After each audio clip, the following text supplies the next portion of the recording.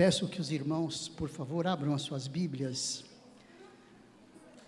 no livro de 2 Crônicas. É ali no Antigo Testamento, um dos livros históricos que temos estudado. 2 Crônicas. E da liturgia do nosso culto, queridos, esse é o momento mais importante. É o momento mais importante porque não são expressões do povo de Deus na direção do grande Deus, mas são expressões do grande Deus na direção do seu povo. São palavras reveladoras dos seus propósitos para o seu povo. E sem dúvida nenhuma, é muito mais importante aquilo que Deus tem a falar conosco do que o que nós temos a falar com Ele. Não tirando a importância daquilo que temos a falar com Ele, evidentemente. Mas evidentemente também fica bem claro que aquilo que vem da boca de Deus, aquilo que vem da mente de Deus, aquilo que vem da revelação de Deus, para nós é norteador, são elementos norteadores da nossa vida. Quando nós compartilhamos aqui, nós compartilhamos a revelação de Deus, é a revelação de Deus na nossa história, porque a revelação de Deus se deu na história, a revelação de Deus tem uma direção, é a história humana, é a história do seu povo, e o que nós percebemos no eixo do tempo, é que o ser humano experimenta vitórias através dessa relação, da relação de Deus para com o seu povo e do seu povo para com o seu Deus. É uma simbiose de relacionamento, de acontecimentos, de ações e reações, de percepções. Tudo isso nós percebemos através desse direcionamento de Deus para cada um de nós. O que nós precisamos, na realidade, em função de tudo isso, é manter um firme desejo de estabelecer uma aliança com o Senhor. Não que isso seja a partir de nós, partiu de Deus. Quando nós dizemos aqui estabelecer uma aliança com o Senhor, significa responder adequadamente à aliança que Deus fez conosco.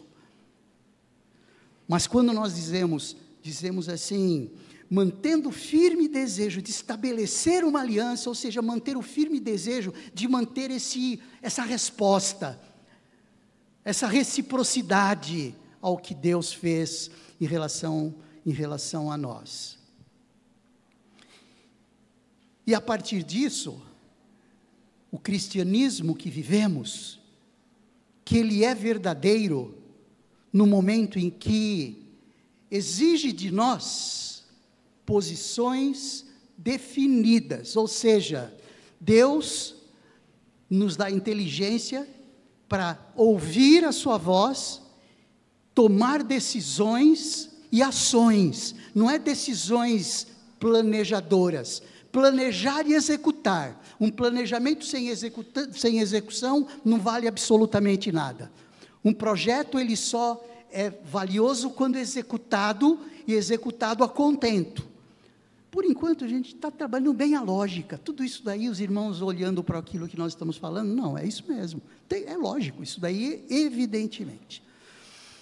Eu gostaria de ler com os irmãos esse texto que nós vamos considerar, esse também os que vão daí para frente, do capítulo 29 de 2 Crônicas, quando mostra a história de um rei, que foi, sem dúvida nenhuma, o rei mais eficiente da monarquia hebraica. Nenhum rei antes houve, nenhum haveria depois, que se houvesse tão eficazmente em relação àquilo que Deus esperava dele. Ou seja, ele fazia o que era bom aos olhos do Senhor, como esse texto mesmo diz. Ele viveu de maneira como Yahvé, o Senhor, aprova, tal como proceder o seu rei o rei Davi, seu predecessor. Vamos ler o texto, são 11 versículos por enquanto, mas eu gostaria que os irmãos tomassem bastante atenção, porque o que nós vamos estar fazendo agora é trabalhando um contexto de um outro rei, de um dos livros históricos. Nós já fizemos isso no domingo passado, em relação a um rei chamado Asa, logo ali no período inicial da monarquia, 168 anos antes do rei Ezequias, tanto o rei Asa, como o rei Ezequias, que nós vamos estar falando aqui, foram reis que viveram de maneira como Deus aprovava, são dois reis bons. Nós não vamos aí trabalhar alguns reis que não fizeram o que era bom ao Senhor, porque nós não vamos perder tempo para isso, mas vamos ganhar tempo em perceber o que Deus espera do seu líder, o que Deus espera do rei que estaria governando o seu povo. Embora eu e você não sejamos rei, ou reis, nós não estamos debaixo de uma monarquia, mas nós somos sacerdotes, nós somos servos, nós somos embaixadores de Deus, nós somos líderes na nossa casa, nós somos líderes no ambiente onde nós vivemos. Então, todos esses elementos são elementos que nos trazem para dentro do texto, e fazem com que a gente olhe esse texto e diga assim: esse texto é para mim, essa palavra é para mim, essa palavra é para nós, como toda a palavra de Deus, né? Como toda a escritura de Deus. Mas o texto ele diz assim: Ezequias tornou-se rei com 25 anos de idade, e governou 29 anos em Jerusalém. Sua mãe se chamava Abiá bat-Zerariatu, Abiá, filha de Zacarias. Ele viveu de maneira como Yahvé o Senhor aprova, tal como procedera o rei Davi, seu predecessor. No primeiro ano do seu reinado, no primeiro mês, Ezequias mandou abrir as portas da casa de Yahvé, o Senhor, e as reformou. Trouxe os sacrifícios e os levitas, reunindo-os na praça oriental, e os exortou dizendo: escutai-me, ó levitas, santificai-vos nesse momento, e consagrai o templo do Senhor, Deus de vossos pais, e limpai toda a impureza do santo lugar. Assim disse Ezequias, tá? Continuando, versículo 6, porquanto nossos antepassados foram infiéis, e praticaram o que é mal diante de Yahvé, o Senhor nosso Deus. Eles o desprezaram, desviaram o rosto da habitação do Eterno, e deram-lhe as costas. Chegaram a fechar as portas do pórtico, o vestíbulo, e apagaram as lâmpadas. Não queimaram incenso sagrado, nem apresentaram holocausto no santuário, em devoção ao Deus de Israel. Por esta razão veio grande ira da parte de Yahvé sobre Judá e Jerusalém. E todo o povo foi transformado em motivo de horror, desespero e zombaria, como vós o estáis contemplando com os vossos próprios olhos. Porque nossos pais caíram à espada, e por isso nossos filhos, filhas e mulheres estão presos, vivendo como escravos. Tenho, pois, agora em meu coração o firme desejo de estabelecer uma aliança com Yahvé. Quem está dizendo é Ezequias. Tenho, pois, agora em meu coração o firme desejo de estabelecer uma aliança com Yahvé, o Senhor Deus de Israel, para que o fogo do seu juízo e de sua ira se afastem de sobre nós, ou de sobre todos nós. Portanto, filhos meus, não sejais negligentes, pois Yahvé, o Senhor, vos escolheu para servirdes em sua presença, e para serdes seus ministros, e exalarem santo perfume de seus incensários diante dele. Domingo passado nós começamos a olhar os livros históricos dessa perspectiva, não da perspectiva dos 3 primeiros livros, depois do Pentateuco, Josué, Juízes, Ruth, onde não existia monarquia ainda. Foi um período aí de mais ou menos 300 anos, onde o povo fazia conforme eu achava que deveria fazer, E a proposta de Deus era que o povo refletisse o governo dele, o governo de Deus. Então esse é o ideal de Deus. O ideal de Deus é que o povo, o seu povo, seja governado pelo seu próprio Deus. Só que o coração humano é pecador demais e cada um fazia o que bem entendia. E aí o que acontecia? Sofria as consequências, pagava o ônus desse afastamento. Aí Deus permitia que eles fossem abordados pelos povos ao redor, que roubavam as suas possessões, que roubavam as suas colheitas, que os tornavam escravos, sofriam com isso. Quando eles estavam sofrendo, eles se voltavam a Deus e pediam libertação, e Deus provia-lhes os libertadores. Aí é que entra Sansão, por exemplo, um dos libertadores, Jefté, enfim, tem alguns libertadores, nós não vamos entrar nesses detalhes, mas foi um período histórico, mas a monarquia não estava presente. A monarquia se colocou presente quando, a partir do último juiz, que foi Samuel, o povo pediu um rei. Pediu um rei por quê? Porque os povos ao redor também tinham reis, e ele também queria ser governado por um rei. Aí Deus disse, tá bom, então, se vocês querem um rei, vamos providenciar um rei para vocês. E aí começou o período da monarquia. Primeiramente foi levantado Saul, segundo o olhar do povo, aquele cara bonito, aquele cara alto, aquele cara poderoso, aquele cara que inspirava confiança. Deu no que deu, reinou 40 anos e levou a Israel a grandes comoções, a grandes perturbações. Depois de Saul veio Davi, o rei segundo o coração de Deus. Desta feita, Davi foi escolhido pelo próprio Deus e não escolhido pelo próprio povo. Isso mostra que tudo aquilo que vem de Deus é bom, tudo aquilo que vem do nosso coração, da nossa mente, do nosso engano, é ruim. Então, são lições que a gente vai tirando desses elementos históricos aí. Muito bem, Davi governou durante 40 anos. Depois de Davi, veio Salomão. Então, a monarquia começou em Saul.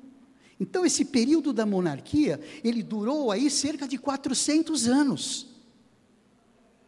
Depois da monarquia, depois desses 400 anos, o reino de Judá, foi depois desse tempo histórico aqui que nós estamos lendo, foi destruído e foi levado cativo para a Babilônia.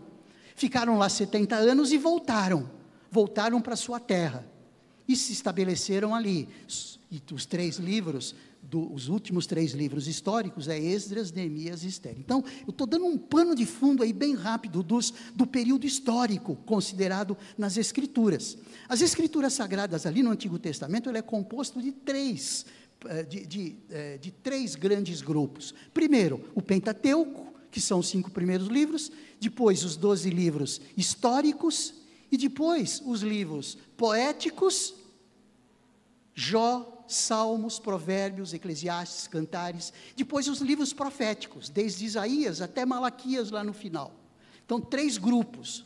Tudo isso, gente, abordou aí cerca de 800 anos. 800 anos. Esse texto que a gente está lendo aqui, o texto de Ezequias, é um dos reis que viveu 168 anos depois de Asa, daquele rei que nós vimos no domingo passado, cuja ênfase estava em 4 grandes coisas. Eu só vou numerar, só para relembrar você. O que nós vimos domingo passado?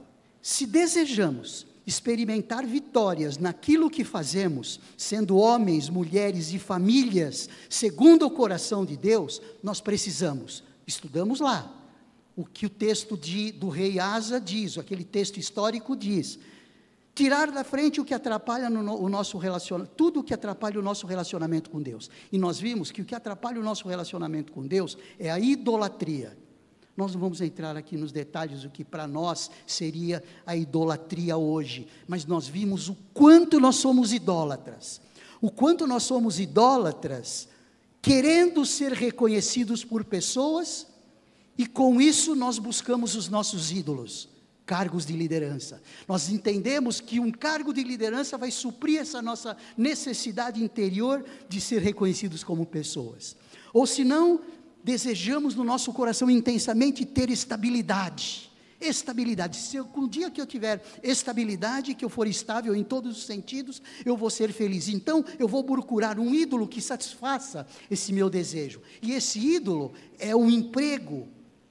É um emprego bem-sucedido, um emprego onde eu me realizo, um emprego onde eu sou reconhecido. Nossa, esse é o cara. Esse cara é bom. Esse cara é o nosso chefe, esse cara é o nosso gerente, sabe? Olha só, eu estou mostrando aqui algumas relações entre desejos intensos do nosso coração e o ídolo. E em que sentido nós podemos estar sendo aí idólatras? Ou se não, um desejo intenso sexual, que o ser humano o ser humano ele é sexuado, ele é um ser, somos seres sexuais. Existem desejos, tanto por parte do homem como por parte da mulher. Esse é um desejo intenso, que uns têm mais e outros têm menos. Uns têm em relação a algumas questões, algumas áreas, outros têm em relação a outros. Agora, quem é o ídolo que vai satisfazer isso? Ele ou ela. Ele ou ela. Ele, se o desejo for no coração, estiver no coração dele, e ela, se o desejo do coração estiver no coração dele. Só para os irmãos terem ideia de como nós avançamos aí domingo passado, em trabalhar tirar de frente tudo aquilo que nos atrapalha no relacionamento com Deus, que foi exatamente isso que agradou o coração de Deus a partir do rei Asa. Depois, não ficar perplexo diante das oposições e resistências, foi uma questão não é menos importante, mas que nós desenvolvemos menos. Empreender para Deus na convicção de que o sucesso da nossa vida está na proporção do quanto nós empreendemos para Ele, empreendemos para o reino, do qual nós somos embaixadores, e desfrutar das vitórias como desfrutou Asa. Mas hoje, eu quero ver com você, a partir desse bom desempenho do rei Ezequias, que se desejamos experimentar vitórias naquilo que fazemos, sendo homens, mulheres e família segundo o coração de Deus, nós precisamos ter convicção do problema instalado. Você concorda que nós só resolvemos um problema quando nós conhecemos o problema? Se nós não temos a noção do problema, nós não temos condições de resolvê-lo. Nós ficamos com ele embutido, nós ficamos com ele fazendo os desastres todos na nossa vida, porque nós não temos convicção. E esse texto que nós lemos, mostra que Ezequias tinha uma percepção muito clara, qual era o problema. E o problema estava a partir do versículo 6, ali no versículo 6, quando diz ali para nós assim, porquanto, não só o versículo 6, mas o versículo 7 também, porquanto nossos antepassados foram infiéis e praticaram o que é mal diante de Yahvé, o Senhor nosso Deus. Eles o desprezaram, desviando o rosto da habitação do Eterno, e deram-lhe as costas. Fecharam as portas do pórtico. O pórtico era a parte de entrada do templo. Ali dentro do templo tinha o lugar santo e o lugar santo dos santos. Então foi fechada essas portas. Ali dentro do lugar santo tinha as lâmpadas que tinham que ficar constantemente acesas, que manifestavam a presença de Deus. Aquelas lâmpadas acesas manifestavam a presença ativa de Deus. Então, no momento em que eles apagaram as lâmpadas, eles disseram assim: eu não quero Deus presente na minha vida, eu quero tocar a minha vida como eu quiser. Eu não quero ninguém me dizendo o que eu vou fazer hoje, amanhã, depois. Eu não quero ninguém dizendo para minha consciência o que ela precisa fazer ou deixa de fazer. Eu quero fazer as coisas como eu quero fazer. Os meus planos, os meus objetivos, os meus sentimentos, os meus projetos. Isso estava por volta dessa atitude que eles tinham ali, de praticavam o que era mal ao Senhor, eram infiéis por conta disso, e desprezavam a Deus. Desprezar a Deus é dizer assim: me deixa. Me deixa. Apagaram as lâmpadas, não queimaram o incenso sagrado, nem apresentaram holocausto no santuário em devoção ao Deus de Israel, porque aquele holocausto significava a percepção clara da necessidade dos seus pecados serem perdoados, porque os holocaustos tinham essa ideia, era para isso. O sangue derramado pelo cordeiro, derramado pelos holocaustos, eram tidos como perdoadores, era aquilo que perdoava os pecados, era aquilo que afastava as maldições de Deus de sobre o ser humano, de sobre o seu povo, e eles abandonaram isso, eles não queimaram incenso, ou seja, eles não estavam nem preocupados em, como ele diz ali no final, não é, do versículo 11, que deveria ser assim: portanto, filhos meus, não sejais negligentes, pois Yahvé o Senhor vos escolheu para servir em sua presença, e para ser de seus ministros, e exalarem santo perfume de seus incensos diante dele. Testemunho, gratidão, adoração, prioridade em relação a Deus. Veja como isso, gente, tem muito a ver conosco. Dá para a gente perceber, no exame de autoconsciência, percebermos o quanto nós desprezamos a Deus hoje.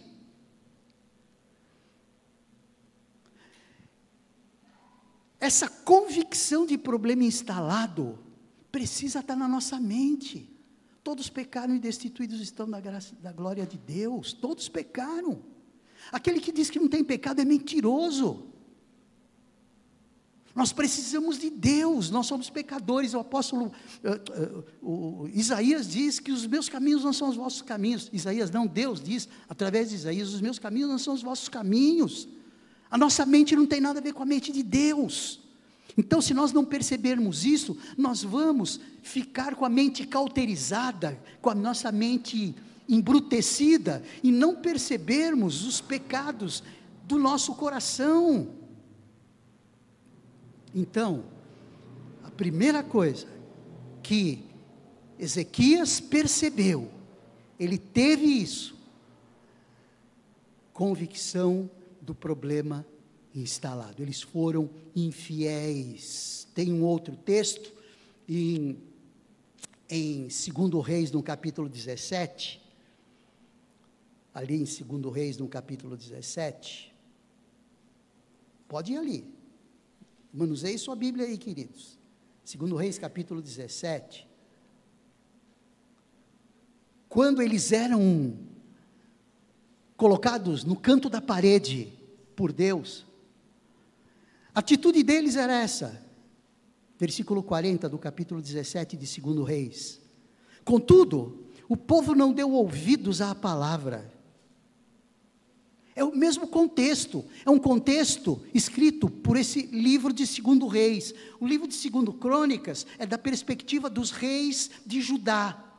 Do livro de 1 Reis e do 2 Reis, aliás, é escrito da perspectiva dos reis, tanto de Judá quanto de Israel. É um aspecto histórico que a gente tem falado aqui, mas eu não quero me delongar nisso. Contudo, o povo não deu ouvidos à palavra, ao contrário, entregaram-se à prática de todos os costumes e rituais pagãos, conforme seu antigo ensino, o antigo costume. Assim, olhem só, queridos, olha só como muitas vezes nós estamos nisto. Assim, estas nações temiam o Senhor, nós tememos ao Senhor.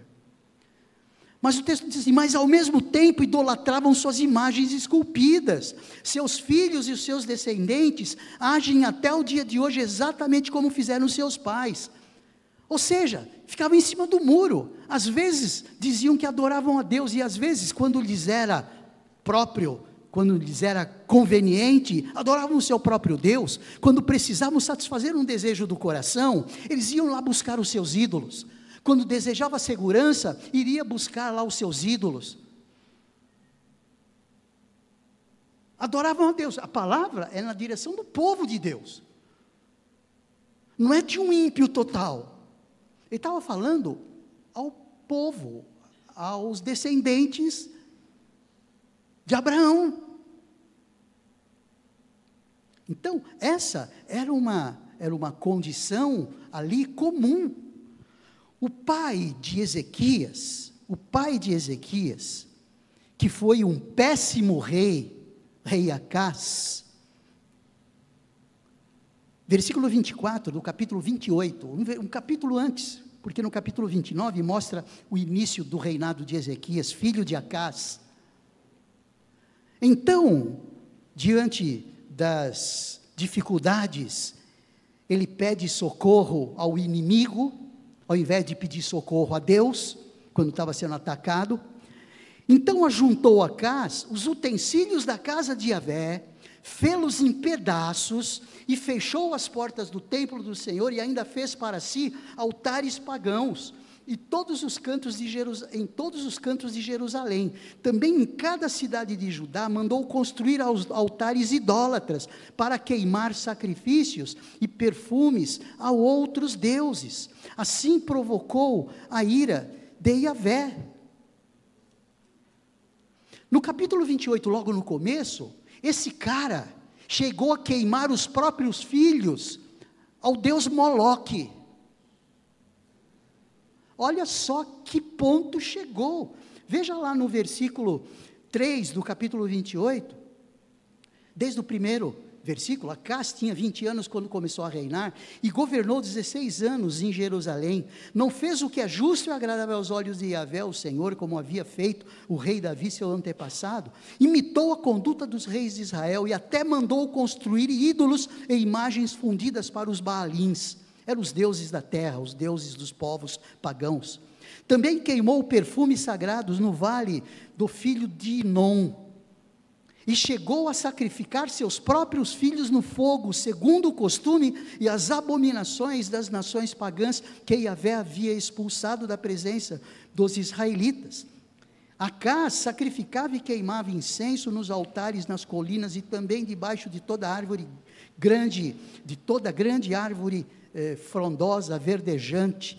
Então, esse era o pai de Ezequias.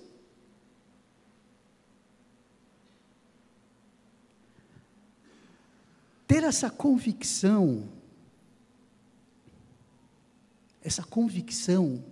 que Ezequias teve, é um início para nós mudarmos a nossa própria vida. Gente, a partir disso nós precisamos mudar a nossa própria vida, entender quais são os males que nos acometem. No versículo 10, ele diz assim, no capítulo 29, voltamos para o nosso capítulo aqui: tenho, pois, agora em meu coração o firme desejo de estabelecer uma aliança com Yahvé, o Senhor Deus de Israel, para que o fogo do seu juízo e da sua ira se afastem de sobre nós. Olha só, ele colocou esse firme desejo. Por isso aqui no início da mensagem, lá em cima, eu disse: manter firme desejo de estabelecer uma aliança com o Senhor, faz parte dessa revelação de Deus para cada um de nós. E que nós, olhando essa palavra, esses livros que estão ali, esse texto, essa revelação que está nos livros históricos, e que muitas vezes a gente fala: é só história, é só uma sequência de fatos. Mas não é só uma sequência de fatos, é uma sequência de fatos cujos fatos refletem uma relação entre Deus e o seu povo.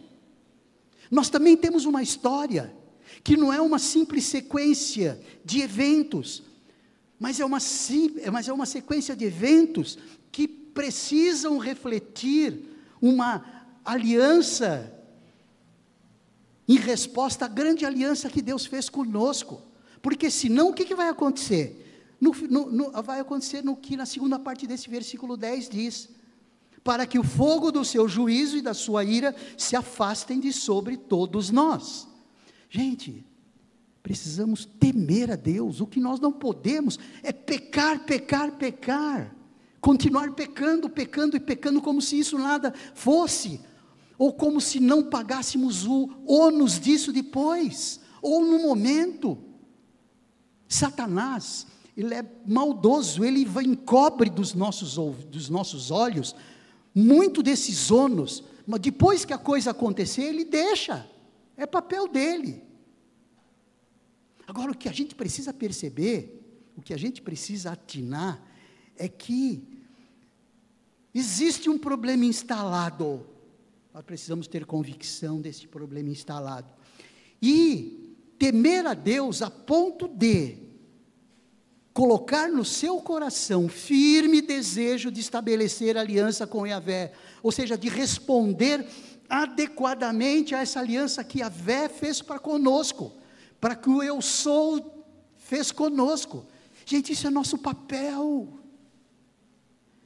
O que Deus está fazendo aqui hoje, através dessa reflexão, é nos alertando. A gente não está aqui para conhecer a história de Ezequias, história de Asa, história de Acaz, história de Manassés, que aliás foi o filho de Ezequias e ficou 55 anos fazendo besteira, para depois vir o neto de Ezequias, Josafá, e tentar mudar um pouco a situação. Então foi uma sequência de reis bons e reis maus, que faziam o que Deus aprovava. Então está aí à nossa disposição, o que nós vamos fazer diante de tudo aquilo que Deus está nos ensinando aqui. Gente, texto diz que ele mandou abrir as portas da casa de Yahvé. Isso daqui é bem significativo. No primeiro ano, versículo 3, no primeiro ano do seu reinado, no primeiro mês, Ezequias mandou abrir as portas da casa de Yahvé, o Senhor e as reformou. É muito interessante isso, ele mandou abrir a casa de Yahvé, mandou abrir o templo. Isso significa que ele priorizou, nessa convicção que ele tinha, do problema instalado, e do ônus que o povo ia pagar por esse problema instalado, ele falou: precisamos voltar atrás. Precisamos voltar atrás. Precisamos dar um passo atrás. Gente, muitas vezes na vida a gente precisa dar um passo atrás. Isso não significa ser retrógrado, ou minimizar o nosso avanço. Não significa tomar distância, tomar impulso, para conseguir subir no momento certo. Precisamos dar um passo atrás, reconhecendo onde estão os nossos problemas. O que ele fez? Mandou abrir as portas da casa de Yahvé, o Senhor, e as reformou. Priorizou, colocou Deus em primeiro lugar e em tudo. Gente, nós precisamos fazer isso. Nós priorizamos tudo menos as coisas de Deus. Pensem. Nós priorizamos tudo. Muitas vezes menos do que uma leitura da palavra, do que um tempo a sós com Deus, de um tempo de culto ao Senhor como família. Nós priorizamos os nossos desejos, nós priorizamos os nossos pensamentos, nós priorizamos os nossos projetos. Ezequias deixou tudo para lá, deu vários passos atrás para recomeçar.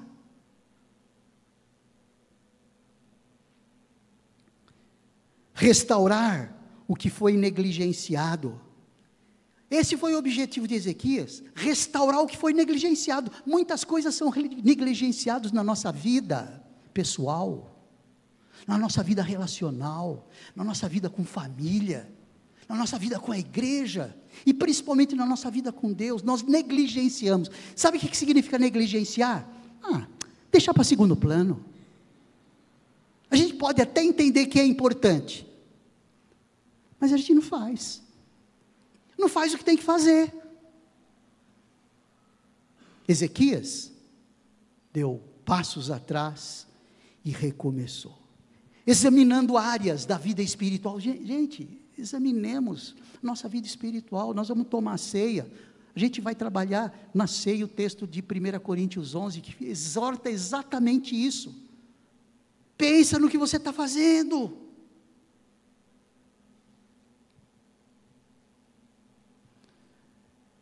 Restaurar o que foi negligenciado, examinando áreas da vida espiritual que foram fechadas, áreas da nossa vida espiritual fechadas, diante das urgências da vida, diante das preocupações da vida, diante da prioridade dos nossos próprios desejos, a nossa vida espiritual foi fechada, assim como o templo foi fechado. Mas Ezequias abriu aquilo. Gente, a gente precisa fazer isso. Que exemplo, Ezequias! Que exemplo!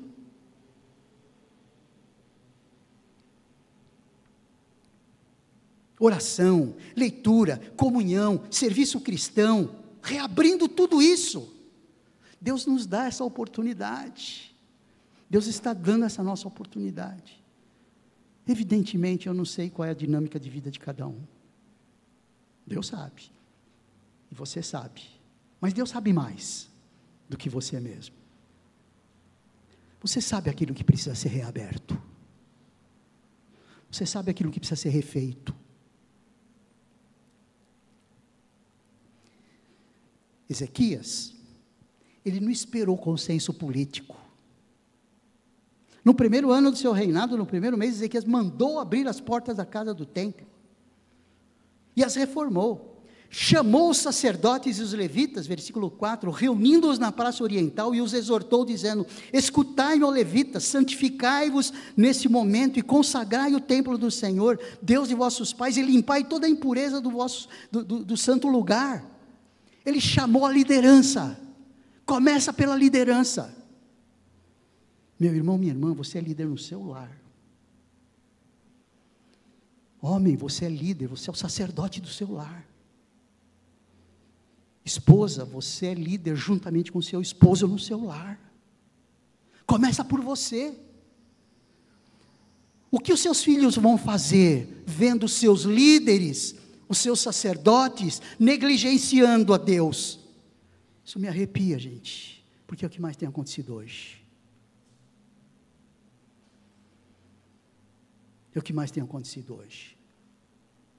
E estamos indo aí, caminhando. Não vai acontecer nada no futuro, vai dar tudo bem. Paz e amor, tudo certo.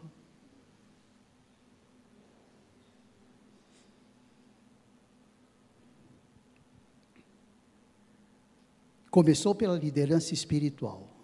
E o detalhe é que no versículo 12, essa liderança espiritual começou imediatamente. Veja ali no versículo 12, então os seguintes levitas puseram-se a trabalhar imediatamente. Eles não ficaram esperando, vamos ver se dá tempo, vamos ver se eu tenho tempo, deixa eu ver minha agenda. Não, eles fizeram isso imediatamente. Eles compraram essa ideia, eles atentaram a essa revelação de Deus através dessa experiência. Com todo o povo aqui, essa experiência. Os seguintes levitas puseram-se a trabalhar imediatamente. Aí vem narrando tudo o que eles começaram a fazer e quem começou a fazer. Então tem que começar por nós e agora. Agora, gente, agora. Não dá para esperar para depois. Começando agora, chorando no nosso coração a situação em que nós estamos. O problema instalado, começou aí, tem que começar aí. Nossos filhos estão em casa hoje, até quando a gente não sabe quando. Até quando a gente não sabe, aliás. Os nossos filhos estão bem, até quando a gente não sabe. Os nossos filhos estão no relacionamento da igreja, a contar do testemunho, muitas vezes, dos líderes no lar, até quando a gente não sabe estar na igreja. E aí, o mundo está aí para proporcionar todo tipo de mentira, todo tipo de engano e todo tipo de miséria. Gente,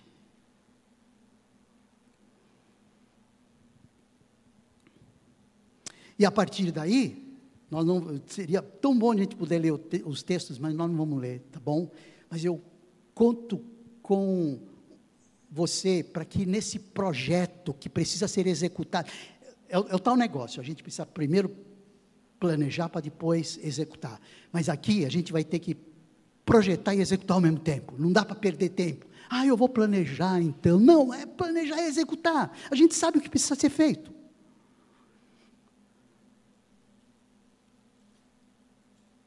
estabeleceu o culto ao Senhor, a partir do versículo 20. Cedo na manhã seguinte, o rei Ezequias convocou os líderes da cidade, juntos subiram à casa de Yahvé, o Senhor, levando com eles 7 novilhos, 7 carneiros, e estabelecendo culto, fazendo o que precisava ser feito.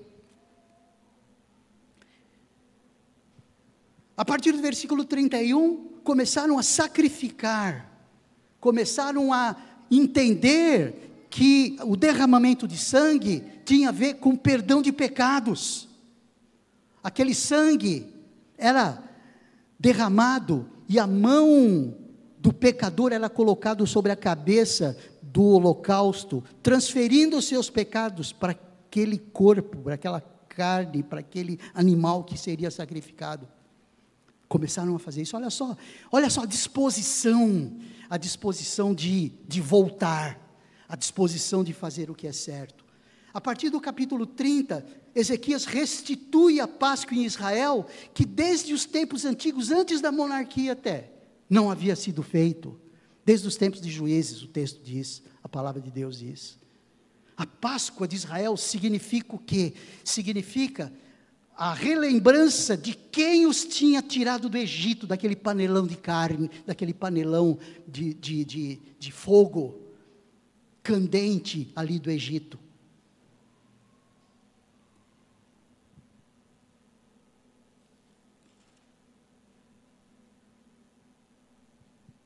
Capítulo 31, os israelitas põem fim à idolatria. Versículo 2 em seguinte do capítulo 31, Ezequias orienta o serviço religioso. Gente, foi uma ação conjunta, uma ação coordenada na direção do reavivamento. Ezequias estava dizendo assim, gente, para de mornidão, para de adorar outros deuses, vamos adorar o único que é digno da nossa adoração. E ele não está falando isso para nós hoje? Ele não está falando isso para nós hoje? Tem um texto que é de grande destaque, aliás, esse texto, Fê, é usado como texto principal do Seminário Bíblico Palavra da Vida. Além disso, o que Ezequias fez? Ordenou ao povo, moradores de Jerusalém, que contribuísse com os sacerdotes e aos levitas, a porção que lhes era devida, a fim de que pudessem dedicar-se ao estudo, ensino e prática da Torá, a lei de Israel.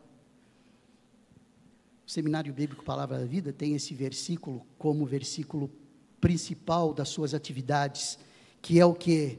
Para que os levitas, os sacerdotes, os líderes eclesiásticos, pudessem dedicar-se ao estudo, ensino e prática da Torá, a lei de Yahvé. Porque a partir disso é que eles iriam ensinar o povo.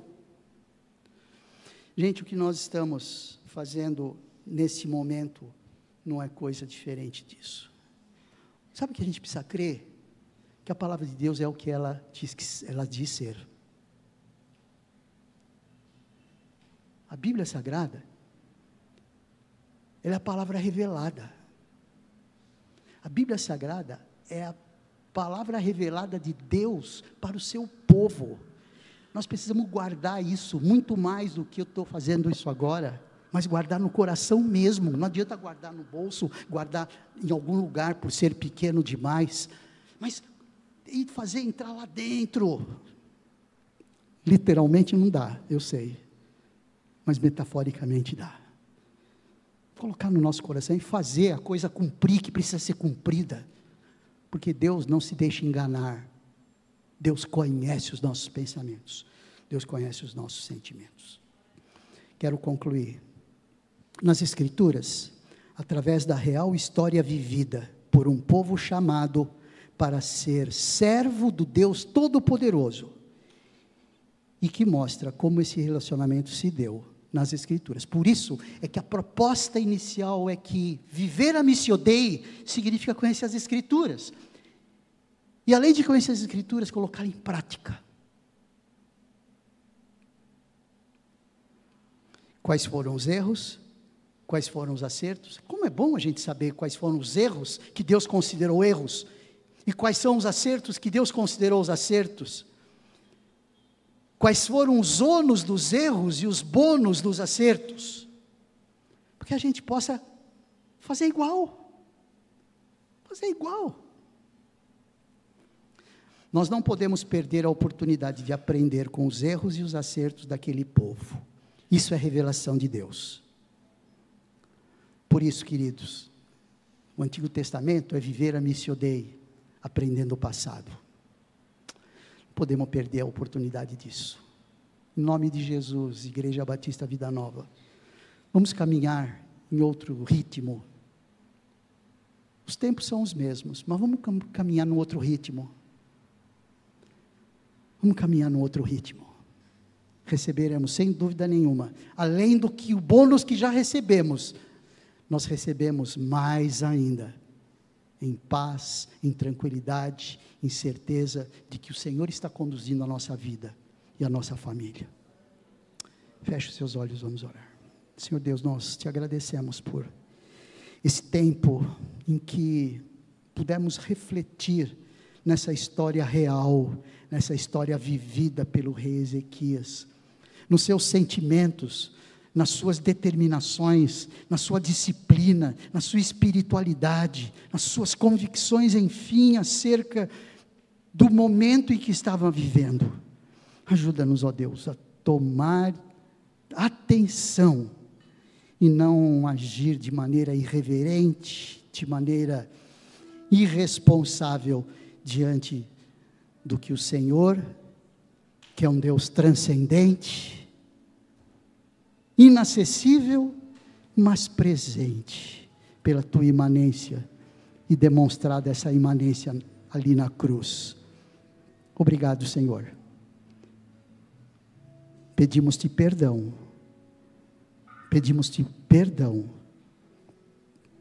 por não atingir as expectativas que o Senhor requer de cada um de nós, mas pedimos, ó Deus, nos ajude